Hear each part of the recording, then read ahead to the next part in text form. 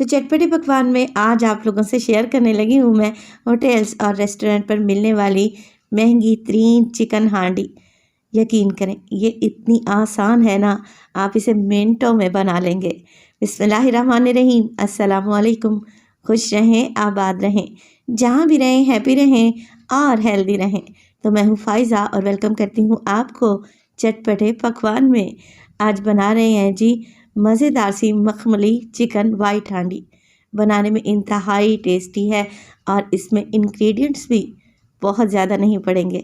तो रेसिपी को एंड तक देखें, अच्छी लगे लाइक कर दें और चटपटे पकवान को सब्सक्राइब भी कर लें। तो चलें फिर रेसिपी स्टार्ट कर लेते हैं। तो वैसे तो आप ये मखमली चिकन वाइट हांडी हड्डी वाले चिकन से भी बना सकते हैं, कोई इशू नहीं है। मगर क्योंकि आपको मैं ओरिजिनल रेसिपी देने लगी हूँ तो मैं बोनलेस चिकन का इस्तेमाल करूँगी।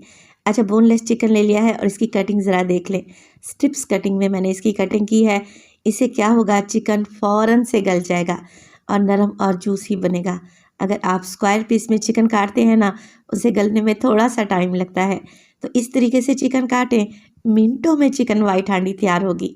चिकन है यहाँ पर मेरे पास 750 ग्राम, यानी कि 3 पाव के लगभग।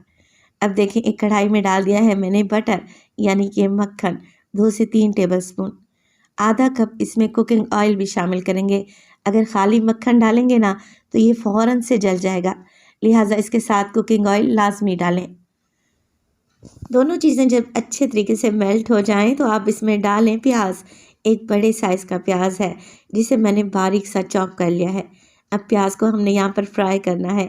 बस फ्राई इतना ही करेंगे कि इसका कलर हल्का सा गोल्डन होने लगे, इसके किनारे यानी कि एजेस हल्के हल्के से आपको गोल्डन नज़र आने लगे। ज़्यादा कलर दे दिया तो फिर हांडी का कलर चेंज हो जाएगा। चलें जी, प्याज को मैंने भून लिया है।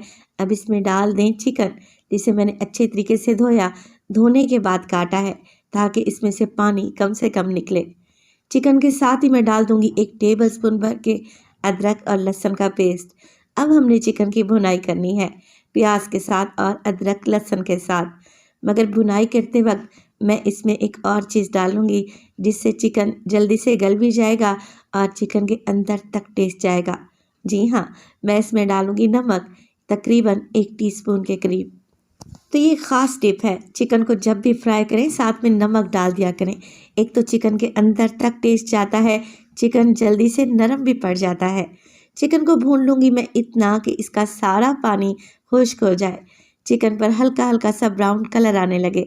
बस जी, चिकन एकदम तैयार है। अब इसमें डाल दें आप लोग दही। तो मेरे पास आधा कप के बराबर दही है। दही को अच्छे से फेंट लें। ख्याल रखें दही ज़्यादा खट्टा नहीं होना चाहिए, वरना सारी हांडी का जायका ही बदल जाएगा। बस मिक्स कर लेंगे दही को और साथ के साथ डालूंगी इसमें भुना कुटा हुआ ज़ीरा, हाफ टेबल स्पून डालूंगी इसमें मोटी कुटी हुई काली मिर्च। बस जी, यही मिर्च मसाले डलने थे, नमक मैं पहले ही ऐड कर चुकी थी। अच्छा, चिकन वाइट हांडी जब भी हम रेस्टोरेंट और या होटल्स में खाने जाते हैं तो अच्छी खासी एक्सपेंसिव मिलती है।